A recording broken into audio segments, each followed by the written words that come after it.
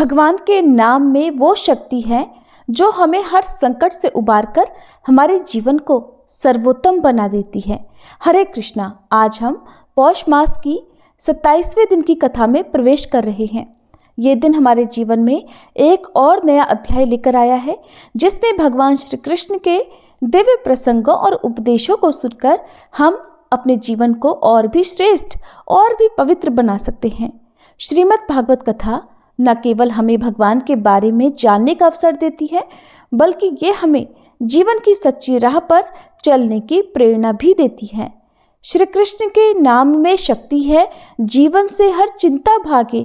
जो हरि के चरणों में लीन हो वो हर संकट से बच जाए। आइए हम सभी एक साथ मिलकर इस पवित्र कथा का श्रवण करें।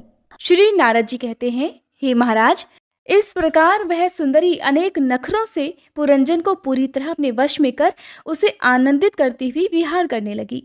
उसने अच्छी तरह स्नान कर अनेक प्रकार के मांगलिक श्रृंगार किए तथा भोजन आदि से तृप्त होकर वह राजा के पास आई। राजा ने उस मनोहर मुख वाली राजमहिषी का सादर अभिनंदन किया। पुरंजनी ने राजा का आलिंगन किया और राजा ने उसे गले से लगाया। फिर एकांत में मन के अनुकूल रहस्य की बातें करते हुए वह ऐसा मोहित हो गया कि उस कामिनी में ही अपना चित्त लगा रहने के कारण उसे दिन रात के भेद से निरंतर बीतते हुए काल की दुस्तर गति का भी कुछ पता नहीं रहा। मद से छका हुआ मनस्वी पुरंजन अपनी प्रिया की भुजा पर सिर रखे हुए महामूल्य शैया पर पड़ा रहता। उसे तो वह रमणी ही जीवन का परम फल जान पड़ती थी। अज्ञान से आवृत हो जाने के कारण उसे आत्मा अथवा परमात्मा का कोई ज्ञान ही नहीं रहा। हे राजन, इस प्रकार कामातुर चित्त से उसके साथ विहार करते करते राजा पुरंजन की जवानी आधे क्षण के समान बीतती गई। प्रजापते, उस पुरंजनी से राजा पुरंजन के 1100 पुत्र और 110 कन्याएं हुई, जो सभी अपने माता पिता का सुयश बढ़ाने वाली और सुशीला, उदारता आदि गुणों से संपन्न थी। ये पौरंजनी नाम से विख्यात हुई। इतने में ही उस सम्राट की लंबी आयु का आधा भाग निकल गया। फिर पांचाल राज पुरंजन ने पितृवंश की वृद्धि करने वाले पुत्रों का वधुओं के साथ और कन्याओं का उनके योग्य वरों के साथ विवाह कर दिया। पुत्रों में से प्रत्येक के 100 पुत्र हुए। उनसे वृद्धि को प्राप्त होकर पुरंजन का वंश सारे पांचाल देश में फैल गया। इन पुत्र, पौत्र, गृह, कोष, सेवक और मंत्री आदि में दृढ़ ममता हो जाने से वह इन विषयों में ही बंध कर रह गया। फिर तुम्हारी तरह उसने भी अनेक प्रकार के भोगों की कामना से यज्ञ की दीक्षा लेकर तरह तरह के पशु हिंसा में घोर यज्ञों से देवता, पितर और भूतपतियों की आराधना की। इस प्रकार वह जीवन भर आत्मा का कल्याण करने वाले कर्मों की ओर से दीन बुद्धि से अपने स्त्री, पुत्र आदि के लिए शोकाकुल हो रहा था। उसी समय वहां भयानक यवन राज आ थमका। जब यवन लोग उसे पशु के समान बांधकर अपने स्थान को ले चले, तब उसके अनुचरगण अत्यंत आतुर और शोकाकुल होकर उसके साथ हो लिए। यवनों द्वारा रोका हुआ सर्प भी उस पुरी को छोड़कर इन सब के साथ ही चल दिया। उसके जाते ही सारा नगर छिन्न भिन्न होकर अपने कारण में लीन हो गया। इस प्रकार महाबली यवनराज के बलपूर्वक खींचने पर भी राजा पुरंजन ने अज्ञानवश अपने हितैषी और पुराने मित्र अभिज्ञात का स्मरण नहीं किया। उस निर्दय राजा ने जिन यज्ञ पशुओं की बलि दी थी, वे उसकी दी हुई पीड़ा को याद करके उसे क्रोधपूर्वक कुठारों से काटने लगे। वह वर्षों तक विवेकहीन अवस्था में अपार अंधकार में पड़ा निरंतर कष्ट भोगता रहा। स्त्री की आसक्ति से उसकी ये दुर्गति हुई थी। अंत समय में भी पुरंजन को उसी का चिंतन बना हुआ था। इसलिए दूसरे जन्म में वह निरप श्रेष्ठ विदर्भ राज के यहाँ सुंदरी कन्या होकर उत्पन्न हुआ। जब वह विदर्भ नंदिनी विवाह योग्य हुई, तब विदर्भ राज ने घोषित कर दिया कि इसे सर्वश्रेष्ठ पराक्रमी वीर ही ब्याह सकेगा। तब शत्रुओं के नगरों को जीतने वाले पांड्य नरेश महाराज मलयध्वज ने समर भूमि में समस्त राजाओं को जीतकर उसके साथ विवाह किया। उससे महाराज मलयध्वज ने एक श्याम लोचना कन्या और उससे छोटे 7 पुत्र उत्पन्न किए, जो आगे चलकर द्रविड़ देश के 7 राजा बने। हे राजन, फिर उनमें से प्रत्येक पुत्र के बहुत बहुत पुत्र उत्पन्न हुए, जिनके वंशधर इस पृथ्वी को मनवंतर के अंत तक तथा उसके बाद भी भोगेंगे। राजा मलयध्वज की पहली पुत्री बड़ी व्रतशीला थी। उसके साथ अगस्त ऋषि का विवाह हुआ। उससे उनके दृढ़च्युत नाम का पुत्र हुआ और दृढ़च्युत के साथ ईदमुवाह हुआ। अंत में राजर्षि मलयध्वज पृथ्वी को पुत्रों में बांटकर भगवान कृष्ण की आराधना करने की इच्छा से मलय पर्वत पर चले गए।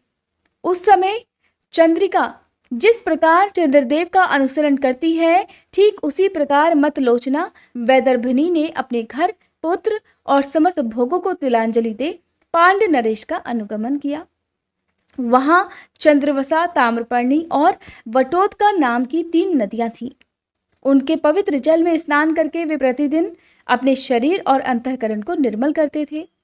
वहां रहकर उन्होंने कंद, बीज, मूल, फल, पुष्प, पत्ते, तृण और जल से ही निर्वाह करते हुए बड़ी कठिन तपस्या की।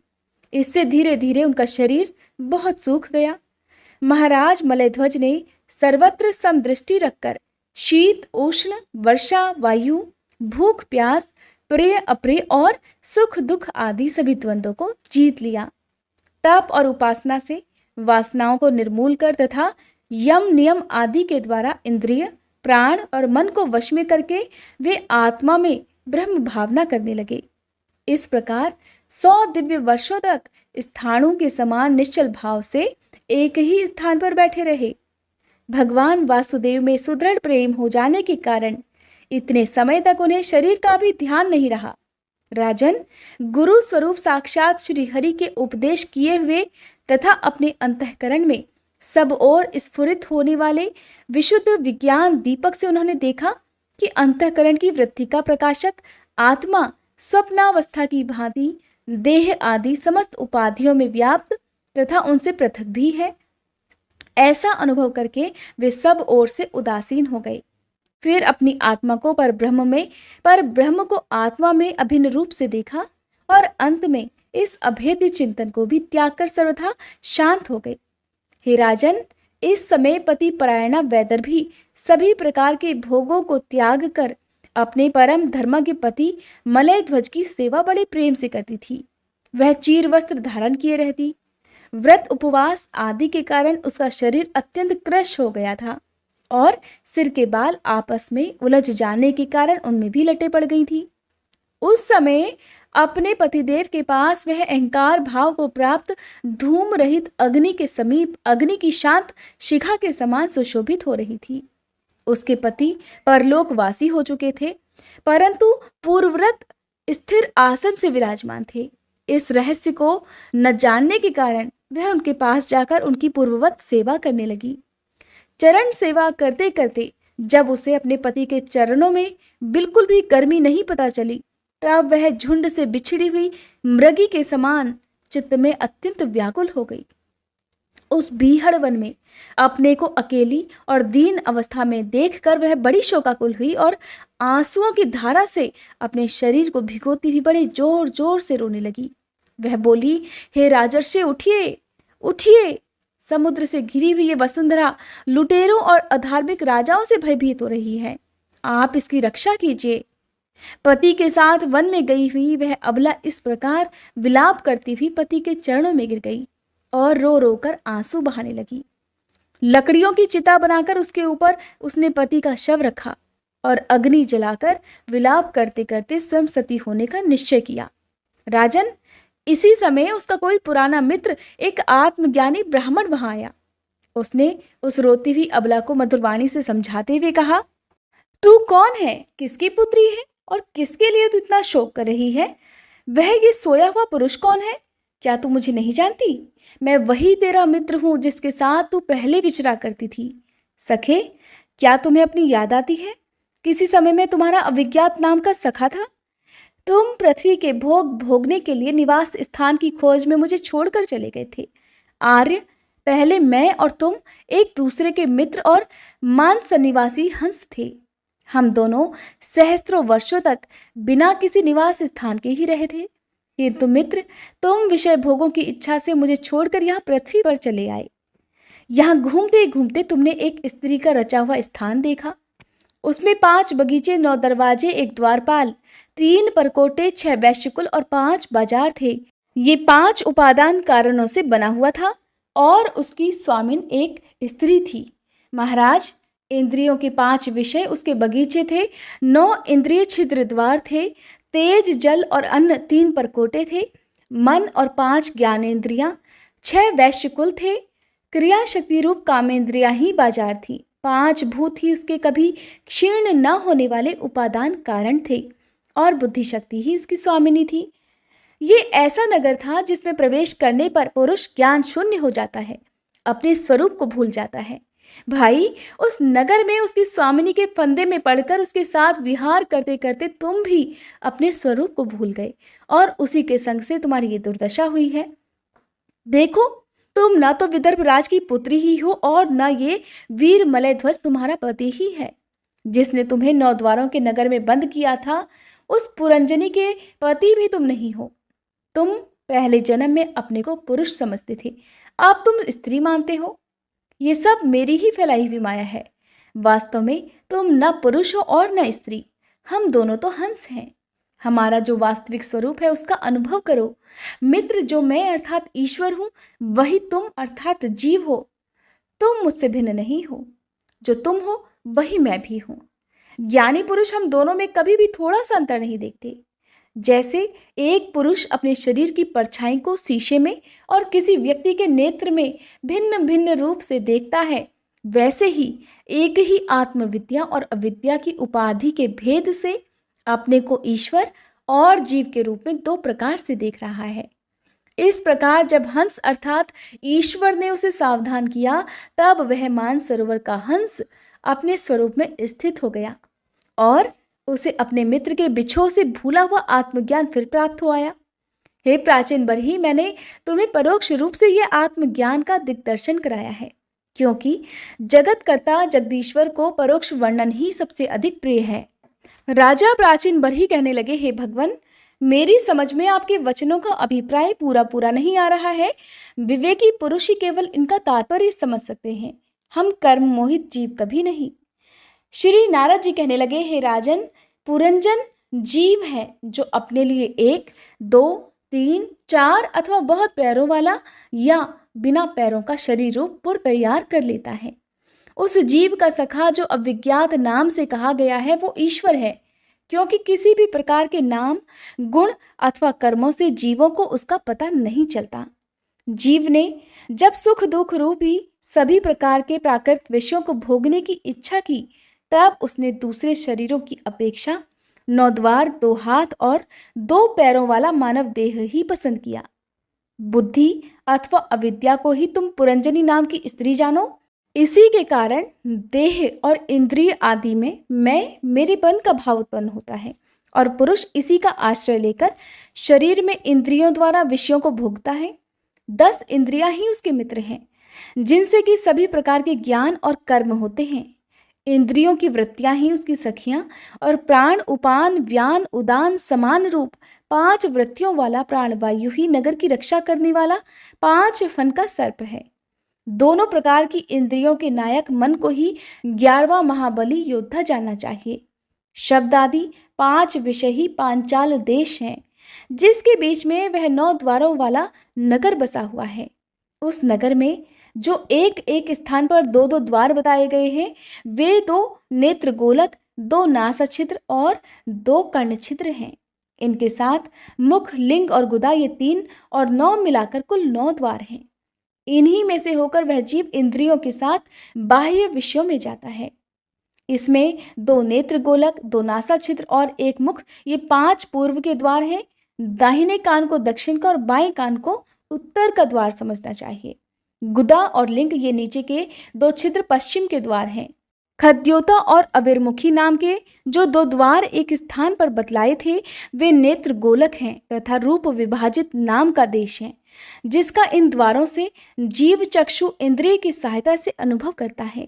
शरीर ही रथ है, उसमें ज्ञानेंद्रिय रूप 5 घोड़े जुते हुए हैं। देखने में संवत्सर रूप काल के समान ही उसका अप्रतिहत वेग है, वास्तव में वह गतिहीन है। पुण्य और पाप, ये 2 प्रकार के कर्म ही उसके पहिए हैं। 3 गुण ध्वजा है, 5 प्राण डोरियां हैं, मन बागडोर है, बुद्धि सारथी है, हृदय बैठने का स्थान है, सुख दुख आदि द्वंद जुए हैं। इंद्रियों के 5 विषय उसमें रखे हुए आयुध हैं और त्वचा आदि 7 धातुएं उसके आवरण हैं। 5 कर्मेंद्रियां उसकी 5 प्रकार की गति है। इस रथ पर चढ़कर रथी रूप ये जीव मृग तृष्णा के समान मिथ्या विषयों की ओर दौड़ता है। 11 इंद्रियां उसकी सेना है तथा 5 ज्ञानेंद्रियों के द्वारा उन इंद्रियों के विषयों को अन्यायपूर्वक ग्रहण करना ही उसका शिकार खेलना है।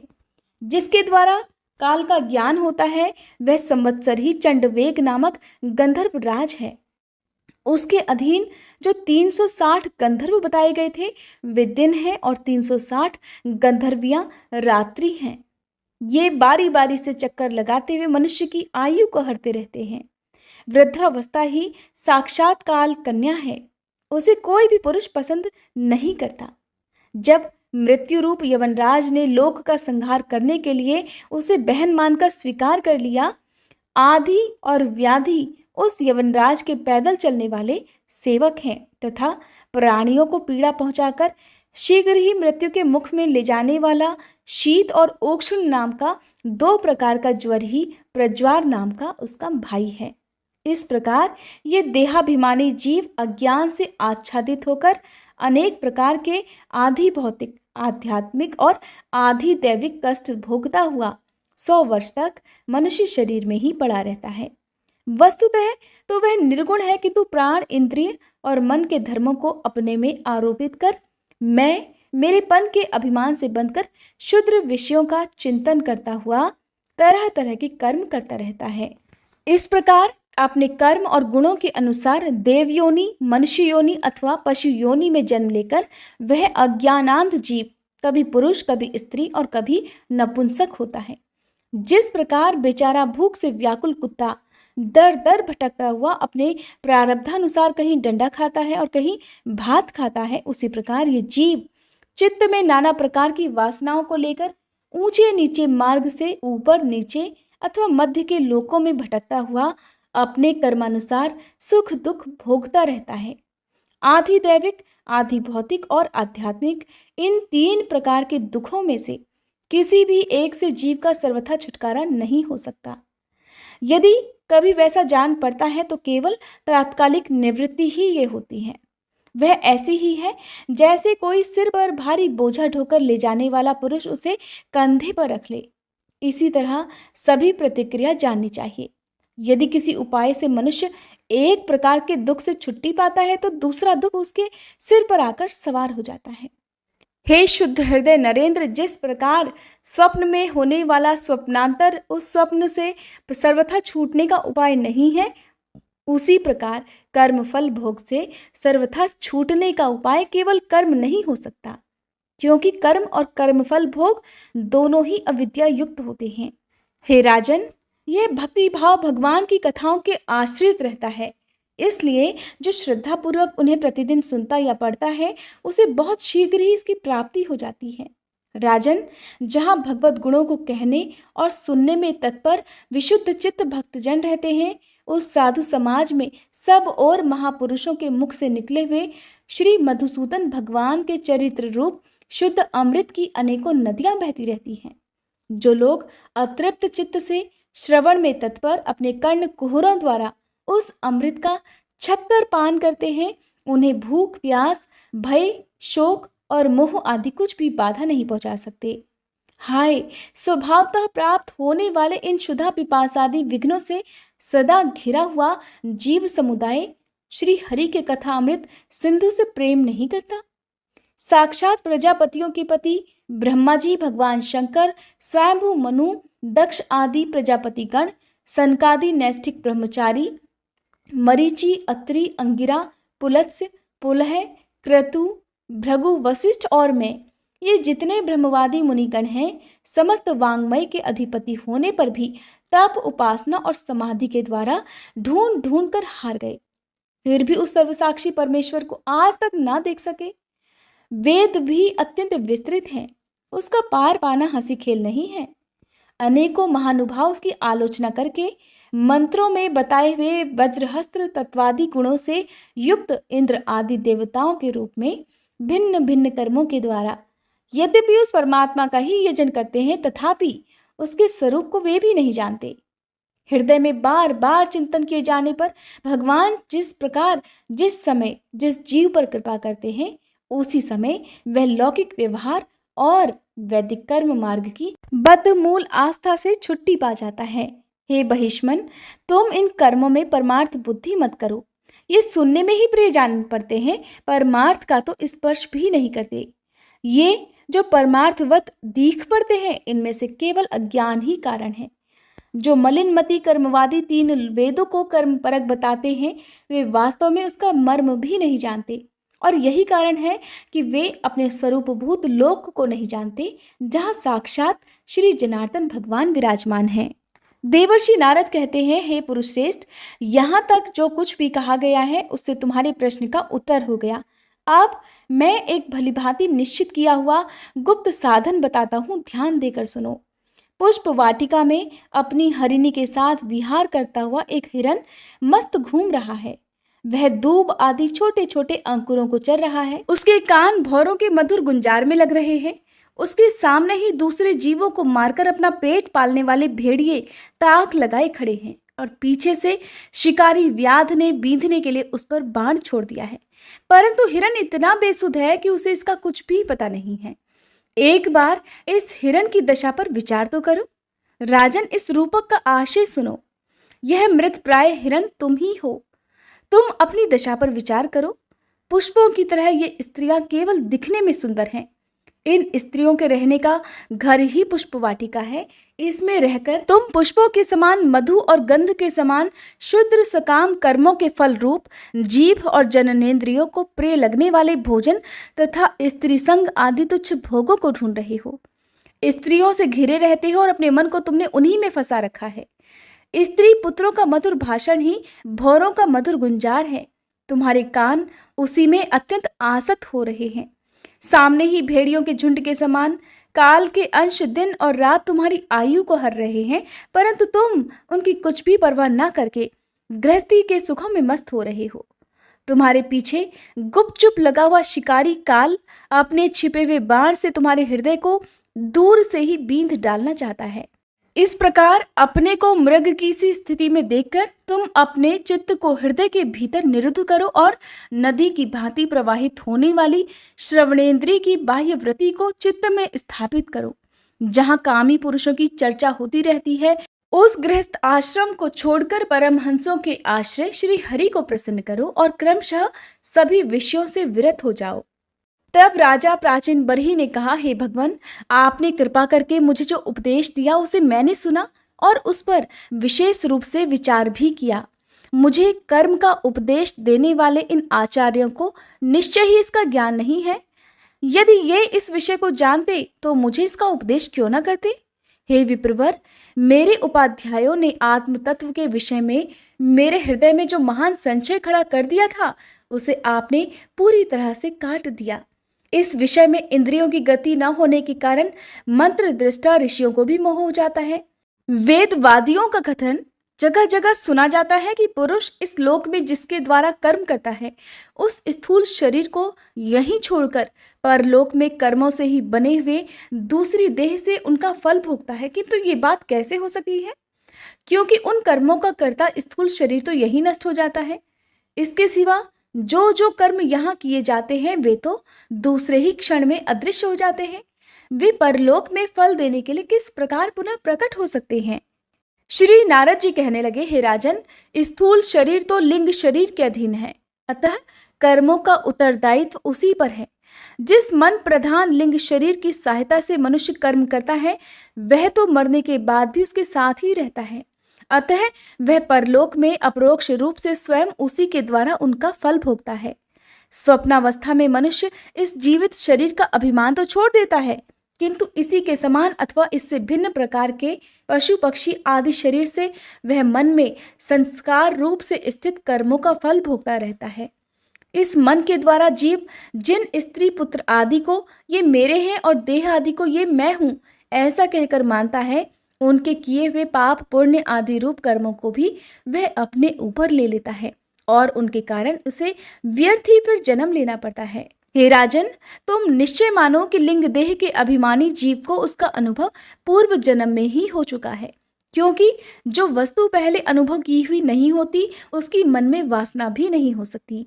राजन, तुम्हारा कल्याण हो। मन ही मनुष्यों के पूर्व रूपों को तथा भावी शरीर आदि को भी बता देता है, और जिनका भावी जन्म होने वाला नहीं होता उन तत्व वेत्ताओं की विदेह मुक्ति का पता भी उनके मन से ही लग जाता है। कभी कभी स्वप्न में देश काल अथवा क्रिया संबंधी ऐसी बातें भी देखी जाती हैं जो पहले कभी देखी या सुनी नहीं गई, जैसे पर्वत की चोटी पर समुद्र, दिन में तारे अथवा अपना सिर कटा हुआ दिखाई देना आदि आदि। इनके दिखने में निद्रा दोष को ही कारण मानना चाहिए। मन के सामने इंद्रियों से अनुभव होने वाले योग्य पदार्थ ही भोग रूप में बार बार आते हैं और भोग समाप्त होने पर चले जाते हैं। ऐसा कोई पदार्थ नहीं आता जिसका इंद्रियों से अनुभव ही न हो सके। श्री मैत्रेय जी कहते हैं, हे विदुर जी, भक्त श्रेष्ठ श्री नारद जी ने राजा प्राचीन बरही को जीव और ईश्वर के स्वरूप का दिग्दर्शन कराया। फिर वे उनसे विदा लेकर सिद्धलोक को चले गए। तब राजर्षि प्राचीन बरही भी प्रजा पालन का भार अपने पुत्रों को सौंपकर तपस्या करने के लिए कपिल आश्रम को चले गए। वहां उन वीरवर ने समस्त विषयों की आसक्ति छोड़ एकाग्र मन से भक्ति पूर्वक श्री हरि के चरण कमलों का चिंतन करते हुए सारूप्य पद प्राप्त किया। हे निष्पाप विदुर जी, देवर्षि नारद के परोक्ष रूप से कहे हुए इस आत्मज्ञान को जो पुरुष सुनेगा या सुनाएगा वह शीघ्र ही लिंग देह के बंधन से मुक्त हो जाएगा। देवर्षि नारद के मुख से निकला हुआ ये आत्मज्ञान भगवान मुकुंद के यश से संबंध होने के कारण त्रिलोकी को पवित्र करने वाला, अंतःकरण का शोधक तथा परमात्म पद को प्रकाशित करने वाला है। जो मनुष्य इसकी कथा सुनेगा वह समस्त बंधनों से मुक्त हो जाएगा और फिर उसे इस संसार चक्र में नहीं भटकना पड़ेगा। विदुर जी, गृहस्थ आश्रमी पुरंजन के रूपक से परोक्ष रूप में कहा हुआ ये अद्भुत आत्मज्ञान मैंने गुरुजी की कृपा से प्राप्त किया था। इसका तात्पर्य समझ लेने से बुद्धि युक्त जीव का देहाभिमान निवृत्त हो जाता है तथा उसका परलोक में जीव किस प्रकार कर्मों का फल भोगता है ये संशय भी मिट जाता है। विदुर जी ने पूछा, हे ब्राह्मण, आपने राजा प्राचीन बरही के जिन पुत्रों का वर्णन किया था उन्होंने रुद्रगीत के द्वारा श्री हरि की स्तुति करके क्या सिद्धि प्राप्त की? हे बाहिस्पत्य, मोक्षाधिपति श्री नारायण के अत्यंत प्रिय भगवान शंकर का अकस्मात सानिध्य प्राप्त करके प्रचेताओं ने मुक्ति तो प्राप्त की ही होगी। इससे पहले इस लोक में अथवा परलोक में भी उन्होंने क्या पाया वह बतलाने की भी कृपा कीजिए। तब श्री मैत्रेय जी कहने लगे, विदुर जी, पिता के आज्ञाकारी प्रचेताओं ने समुद्र के अंदर खड़े रहकर रुद्रगीत के जप रूपी यज्ञ और तपस्या के द्वारा समस्त शरीरों के उत्पादक भगवान श्री हरि को प्रसन्न कर लिया। तपस्या करते करते 10,000 वर्ष बीत जाने पर पुराण पुरुष श्री नारायण अपनी मनोहर कांति के द्वारा उनके तपस्या जनित क्लेश को शांत करते हुए सौम्य विग्रह से उनके सामने प्रकट हुए। गरुड़ जी के कंधे पर बैठे हुए श्री भगवान ऐसे जान पड़ते थे मानो सुमेरु के शिखर पर कोई श्याम घटा छाई हो। उनके श्री अंग में मनोहर पीतांबर और कंठ में कौस्तुभ मणि सुशोभित थी। अपनी दिव्य प्रभा से वे सब दिशाओं का अंधकार दूर कर रहे थे। चमकीले स्वर्णमय आभूषणों से युक्त उनके कमनीय कपोल और मनोहर मुखमंडल की अपूर्व शोभा हो रही थी। उनके मस्तक पर झिलमिलाता हुआ मुकुट शोभायमान था। प्रभु की 8 भुजाओं में 8 आयुध थे। देवता, मुनि और पार्षदगण सेवा में उपस्थित थे तथा गरुड़ जी किन्नरों की भांति साममय पंखों की ध्वनि से कीर्तिगान कर रहे थे। उनकी 8 लंबी लंबी स्थूल भुजाओं के बीच में लक्ष्मी जी से स्पर्धा करने वाली वनमाला विराजमान थी। आदि पुरुष श्री नारायण ने इस प्रकार पधार कर अपने शरणागत प्रचेताओं की ओर दया दृष्टि से निहारते हुए मेघ के समान गंभीर वाणी में कहा। श्री भगवान कहने लगे, हे राजपुत्रों, तुम्हारा कल्याण हो। तुम सब में बड़ा परस्पर प्रेम है और परस्पर तुम एक ही धर्म का पालन कर रहे हो। तुम्हारे इस आदर्श सौहार्द से मैं बड़ा प्रसन्न हूँ। मुझसे वर मांगो। जो पुरुष सायंकाल के समय प्रतिदिन तुम्हारा स्मरण करेगा उसका अपने भाइयों में अपने ही समान प्रेम होगा तथा समस्त जीवों के प्रति मित्रता का भाव हो जाएगा। जो लोग सायंकाल और प्रातःकाल एकाग्र चित्त से रुद्र गीत द्वारा मेरी स्तुति करेंगे, उनको मैं अभीष्ट वर और शुद्ध बुद्धि प्रदान करूंगा। तुम लोगों ने बड़ी प्रसन्नता से अपने पिता की आज्ञा शिरोधार्य की है, इससे तुम्हारी कमनीय कीर्ति समस्त लोकों में फैल जाएगी। तुम्हारे एक बड़ा ही विख्यात पुत्र होगा, वह गुणों में किसी भी प्रकार ब्रह्मा जी से कम नहीं होगा तथा अपनी संतान से तीनों लोकों को पूर्ण कर देगा।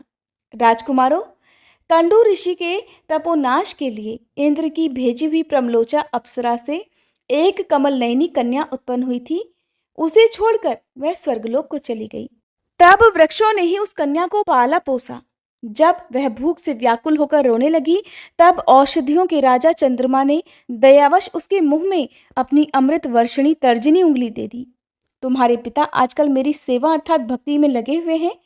उन्होंने तुम्हें संतान उत्पन्न करने की आज्ञा दी है, अतः तुम शीघ्र ही उस देवोपम सुंदर कन्या से विवाह कर लो। तुम सब एक ही धर्म में तत्पर हो और तुम्हारा स्वभाव भी एक सा ही है, इसलिए तुम्हारे ही समान धर्म और स्वभाव वाली वह सुंदर कन्या तुम सभी की पत्नी होगी तथा तुम सभी में उसका समान अनुराग होगा। तुम लोग मेरी कृपा से 10 लाख दिव्य वर्षों तक पूर्ण बलवान रहकर अनेकों प्रकार के पार्थिव और दिव्य भोग भोगोगे। अंत में मेरी अविचल भक्ति से हृदय का समस्त वासना रूप मल दग्ध हो जाने पर तुम इस लोक तथा परलोक के नरकतुल्य भोगों से उपरत होकर मेरे परम धाम को जाओगे। जिन लोगों के कर्म भगवत दर्पण बुद्धि से होते हैं और जिनका सारा समय मेरी कथा वार्ताओं में ही बीतता है, वे गृहस्थाश्रम में रहे तो भी घर उनके बंधन का कारण नहीं होते। वे नित्य प्रति मेरी लीलाएं सुनते रहते हैं। इसलिए ब्रह्मवादी वक्ताओं के द्वारा मैं ज्ञान स्वरूप पर ब्रह्म उनके हृदय में नित्य नया नया सा भासता रहता हूँ और मुझे प्राप्त कर लेने पर जीवों को न तो मोह हो सकता है और न शोक और न हर्ष ही। श्री मैत्रेय जी कहते हैं, भगवान के दर्शनों से प्रचेताओं का रजोगुण तमोगुण मल नष्ट हो चुका था। जब उनसे सकल पुरुषार्थों के आश्रय और सबके परम सुहृद श्री हरि ने इस प्रकार कहा, तब वे हाथ जोड़कर गदगद वाणी से कहने लगे, प्रभु, आप भक्तों के क्लेश दूर करने वाले हैं, हम आपको नमस्कार करते हैं। वेद आपके उदार गुण और नामों का निरूपण करते हैं। आपका वेग मन और वाणी के वेग से भी बढ़कर है तथा आपका स्वरूप सभी इंद्रियों की गति से परे है। हम आपको बार बार नमस्कार करते हैं। आप अपने स्वरूप में स्थित रहने के कारण नित्य शुद्ध और शांत हैं। मनरूप निमित्त के कारण हमें आप में ये मिथ्या द्वैत भास रहा है। वास्तव में जगत की उत्पत्ति, स्थिति और लय के लिए आप माया के गुणों को स्वीकार करके ही ब्रह्मा, विष्णु और महादेव रूप धारण करते हैं। हम आपको नमस्कार करते हैं। आप विशुद्ध सत्व स्वरूप हैं। आपका ज्ञान संसार बंधन को दूर कर देता है। आप ही समस्त भागवतों के प्रभु वसुदेव नंदन भगवान श्री कृष्ण हैं। आपको नमस्कार है। आपकी ही नाभि से ब्रह्मांड रूप कमल प्रकट हुआ था। आपके कंठ में कमल कुसुमों की माला सुशोभित है और आपके चरण कमल के समान कोमल हैं। हे कमल नयन, आपको नमस्कार है। आप कमल कुसुम की केसर के समान स्वच्छ पीतांबर धारण किए हुए हैं। समस्त भूतों के आश्रय स्थान है और सबके साक्षी है। हम आपको बारंबार नमस्कार करते हैं। हे भगवान, आपका ये स्वरूप संपूर्ण क्लेशों की निवृत्ति करने वाला है।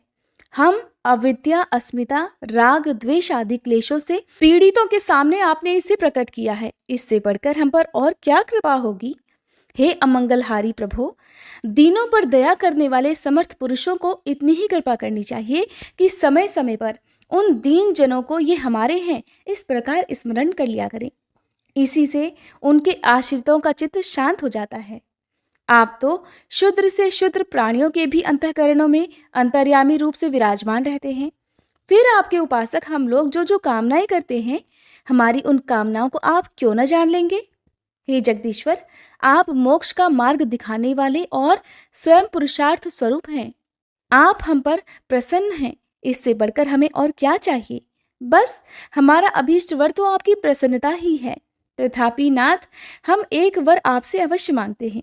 प्रभु, आप प्रकृति आदि से परे हैं और आपकी विभूतियों का भी कोई अंत नहीं है, इसलिए आप अनंत कहे जाते हैं।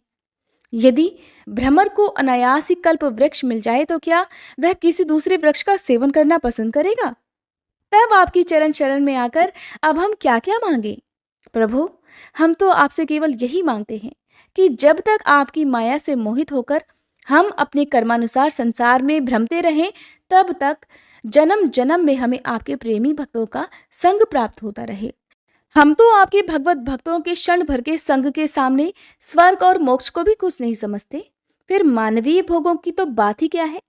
भगवत भक्तों के समाज में सदा सर्वदा भगवान की मधुर मधुर कथाएं होती रहती हैं, जिनके श्रवण मात्र से भोग तृष्णा शांत हो जाती है। वहां प्राणियों में किसी प्रकार का वैर विरोध या उद्वेग नहीं रहता। अच्छे अच्छे कथा प्रसंगों द्वारा निष्काम भाव से सन्यासियों के एकमात्र आश्रय साक्षात श्री नारायण देव का बार बार गुणगान होता रहता है। आपके वे भक्तजन तीर्थों को पवित्र करने के उद्देश्य से पृथ्वी पर पैदल ही विचरते रहते हैं। भला उनका समागम संसार से भयभीत हुए पुरुषों को कैसे रुचिकर नहीं होगा? हे भगवान, आपके प्रिय सखा भगवान शंकर के क्षण भर के समागम से ही आज हमें आपका साक्षात दर्शन प्राप्त हुआ है। आप जन्म मरण रूप दुस्साध्य रोगों के श्रेष्ठतम वैद्य हैं। अतः अब हमने आपका ही आश्रय लिया है। हे प्रभु, हमने समहित चित्त से जो कुछ अध्ययन किया है, निरंतर सेवा शुश्रूषा करके गुरु ब्रह्मा और वृद्ध जनों को प्रसन्न किया है, तथा दोष बुद्धि त्याग कर श्रेष्ठ पुरुष सुहृदगण बंधु वर्ग और समस्त प्राणियों की वंदना की है, और अन्न आदि को त्याग कर दीर्घ काल तक जल में खड़े रहकर तपस्या की है।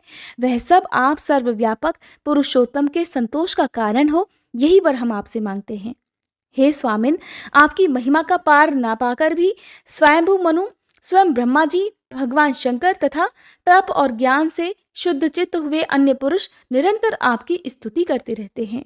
अतः हम भी अपनी बुद्धि के अनुसार आपका यशोगान करते हैं। आप सर्वत्र समान शुद्ध स्वरूप और परम पुरुष हैं।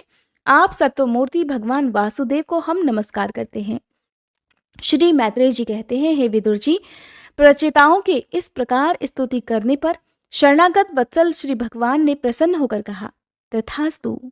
श्री हरि की मधुर मूर्ति के दर्शनों से अभी प्रचेताओं के नेत्र तृप्त नहीं हुए थे, इसलिए वे उन्हें जाने नहीं देना चाहते थे। तथापि वे अपने परम धाम को चले ही गए। इसके पश्चात प्रचेताओं ने समुद्र के जल से बाहर निकलकर देखा कि सारी पृथ्वी को ऊंचे ऊंचे वृक्षों ने ढक दिया है, जो मानो स्वर्ग का मार्ग रोकने के लिए ही इतने बढ़ गए थे। ये देखकर वे वृक्षों पर बड़े कुपित हुए। तब उन्होंने पृथ्वी को वृक्ष लता आदि से रहित कर देने के लिए अपने मुख से प्रचंड वायु और अग्नि को छोड़ा, ठीक वैसे ही जैसे कालाग्नि रुद्र प्रलय काल में छोड़ते हैं। जब ब्रह्मा जी ने देखा कि वे सारे वृक्षों को भस्म कर रहे हैं, तब वे वहां आए और प्राचीन बरही के पुत्रों को उन्होंने युक्ति पूर्वक समझाकर शांत किया। फिर जो कुछ भी वृक्ष वहां बचे थे, उन्होंने डरकर ब्रह्मा जी के कहने से वह कन्या लाकर प्रचेताओं को दी। प्रचेताओं ने भी ब्रह्मा जी के आदेश से उस मारीशा नाम की कन्या से विवाह कर लिया। इसी के गर्भ से ब्रह्मा जी के पुत्र दक्ष ने श्री महादेव जी की अवज्ञा के कारण अपना पूर्व शरीर त्याग कर जन्म लिया। और इन्हीं दक्ष ने चाक्षुष मनवांतर आने पर जब कालक्रम से पूर्व सर्ग नष्ट हो गया, तब भगवान की प्रेरणा से इच्छानुसार नवीन प्रजा उत्पन्न की। इन्होंने जन्म लेते ही अपनी कांति से समस्त तेजस्वियों का तेज छीन लिया। ये कर्म करने में बड़े दक्ष थे, इसीलिए इनका नाम दक्ष हुआ। इन्हें ब्रह्मा जी ने प्रजापतियों के नायक के पद पर अभिषिक्त कर सृष्टि की रक्षा के लिए नियुक्त कर दिया, और इन्होंने मरीचि आदि दूसरे प्रजापतियों को अपने अपने कार्य में नियुक्त कर दिया। श्री मैत्रेय जी कहते हैं, विदुर जी, 10 लाख वर्ष बीत जाने पर जब प्रचेताओं को विवेक हुआ, तब उन्हें भगवान के वाक्यों की याद आई, और वे अपनी भार्या मारीशा को पुत्र के पास छोड़कर तुरंत घर से निकल पड़े। वे पश्चिम दिशा में समुद्र के तट पर, जहां जाजली मुनि ने सिद्धि प्राप्त की थी, जा पहुंचे, और जिससे समस्त भूतों में एक ही आत्म तत्व विराजमान है, ऐसा ज्ञान होता है, उस आत्म विचार रूप ब्रह्म सत्र का संकल्प करके बैठ गए। उन्होंने प्राण, मन, वाणी और दृष्टि को वश में किया तथा शरीर को निश्चेष्ट, स्थिर और सीधा रखते हुए आसन को जीतकर चित्त को विशुद्ध पर ब्रह्म में लीन कर दिया। ऐसी स्थिति में उन्हें देवता और असुर दोनों के ही वंदनीय श्री नारद जी ने देखा। नारद जी को आया देखकर प्रचेतागण खड़े हो गए और प्रणाम करके आदर सत्कार पूर्वक देश कालानुसार उनकी विधिवत पूजा की। जब नारद जी सुखपूर्वक बैठ गए तब वे कहने लगे।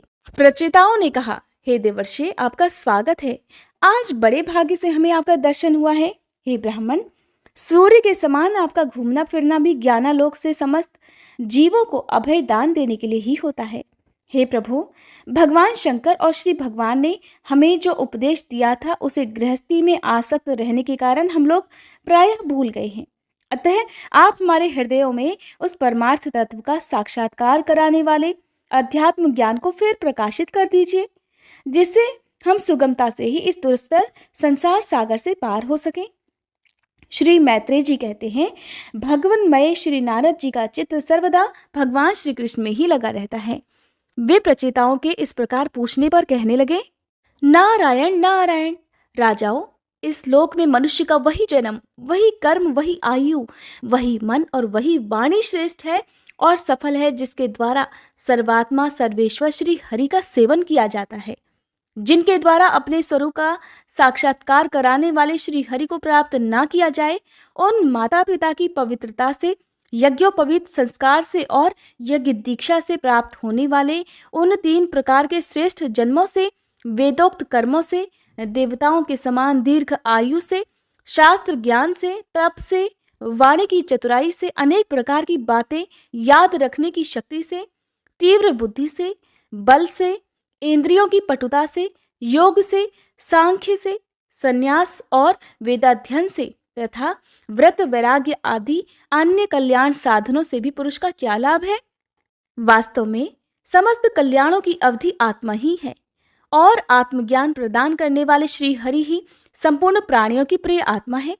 जिस प्रकार वृक्ष की जड़ सींचने से उसके तना, शाखा, उपशाखा आदि सभी का पोषण हो जाता है और जैसे भोजन द्वारा प्राणों को तृप्त करने से समस्त इंद्रियां पुष्ट होती हैं, ठीक उसी प्रकार श्री भगवान की पूजा ही सबकी पूजा है।